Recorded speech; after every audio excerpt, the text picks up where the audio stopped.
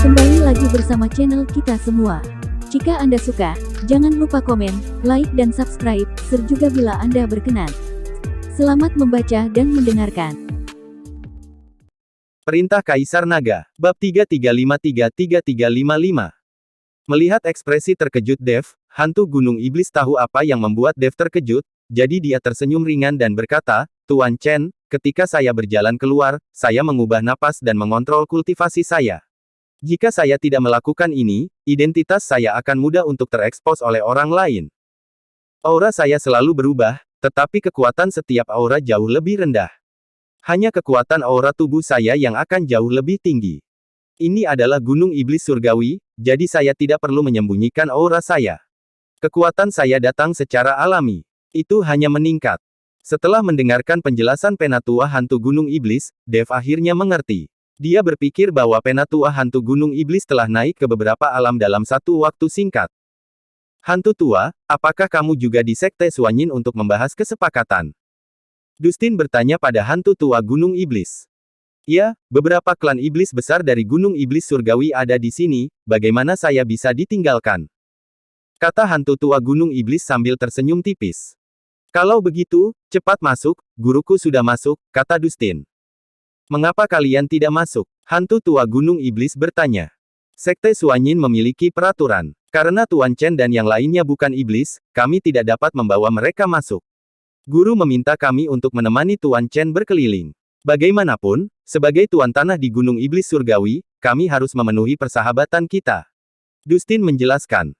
Ketika hantu tua Gunung Iblis mendengar ini, dia segera mengerutkan kening dan berkata, Kong tua sialan itu terlalu banyak peraturan.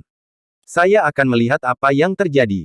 Saya tidak peduli melanggar peraturan, Tuan Chen harus bisa masuk. Melihat hantu tua Gunung Iblis bertingkah seperti itu, sepertinya dia akan bertarung dengan pemimpin Sekte Suanyin.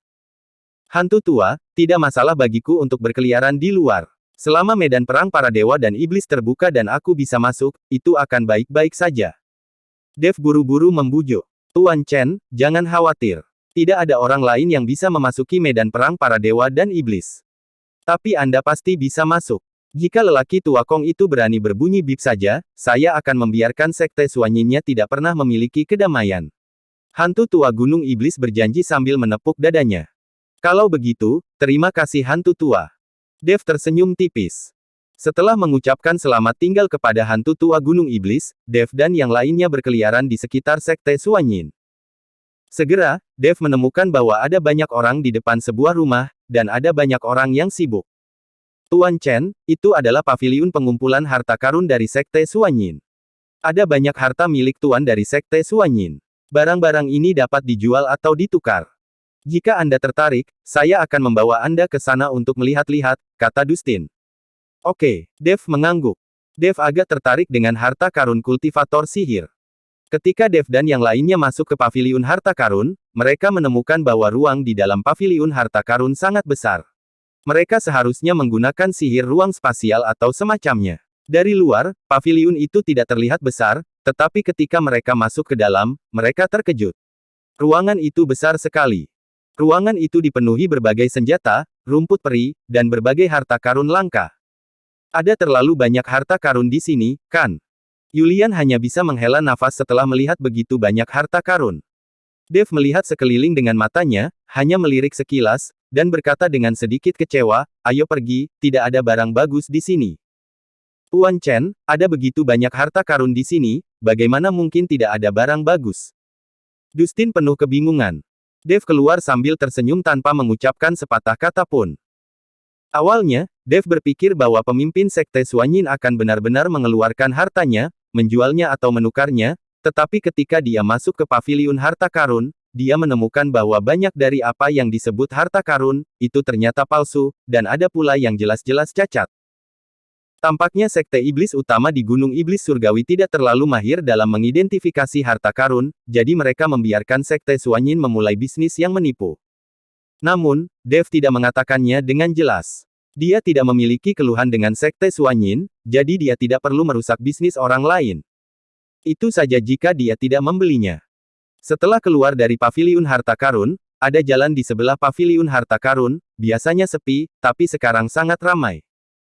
Banyak biksu yang meletakkan barangnya sendiri di jalan, di antara biksu ini adalah pembudidaya iblis, beberapa dari ras manusia dan beberapa dari ras binatang. Tentu saja banyak juga yang membeli, lagi pula jarang terlihat tiga ras berjualan bersama. Beberapa biksu manusia tertarik pada item klan iblis, sementara anggota klan iblis tertarik pada item klan binatang, yang juga menyebabkan banyak orang berkumpul di depan setiap kios kecil. Dev sedang berkeliling bersama Dustin dan yang lainnya, merasa sangat santai. Ini adalah momen paling santai bagi Dev ketika dia datang ke dunia surga dan manusia. Jika dunia surga dan manusia memiliki pemandangan harmonis seperti ini di antara tiga ras, alangkah indahnya itu.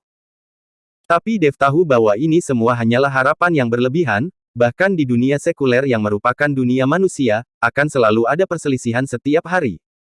Apalagi dunia di mana ada tiga ras seperti dunia surga dan manusia. Jam rusak milikmu ini harganya 100.000 koin roh. Apakah kamu sudah menjadi gila karena kemiskinanmu? Kalian terlalu banyak menipu. Suku binatang buasmu belum pernah melihat uang, kan? Barang rusak ini harganya 100.000. Untuk benda di atas kain lap ini, kamu berani meminta 100.000 koin roh. Di depan sebuah kios dekat sudut, suara sarkastik tiba-tiba terdengar.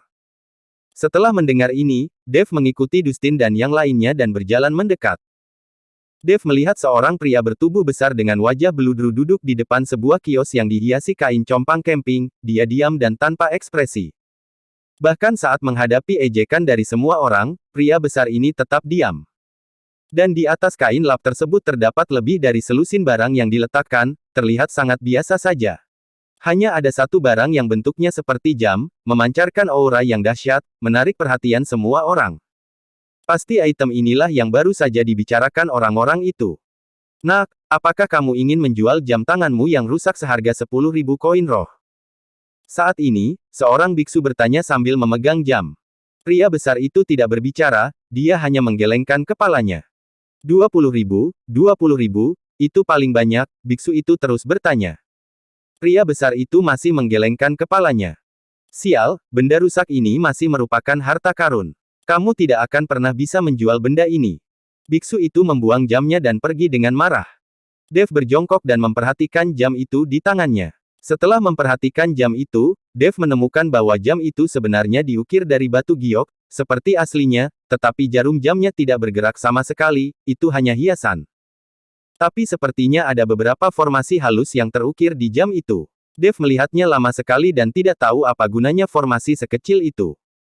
Dev melihatnya lama sekali dan menemukan bahwa selain teksturnya yang bagus dan energi spiritual yang kuat yang terkandung dalam jam ini, tidak ada yang istimewa dari jam ini. Bagaimanapun, tidak ada kekurangan energi spiritual di dunia para dewa dan manusia ini, jadi jam ini tidak berharga.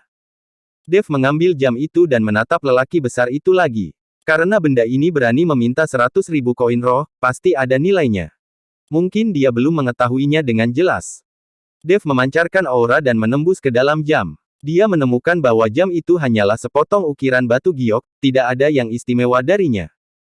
Dev sedikit kecewa dan hendak mengembalikan jam itu ke tempatnya, tetapi ketika dia mengulurkan tangan dan hendak memasangnya kembali, dia tiba-tiba menemukan bahwa jarum jam melonjak.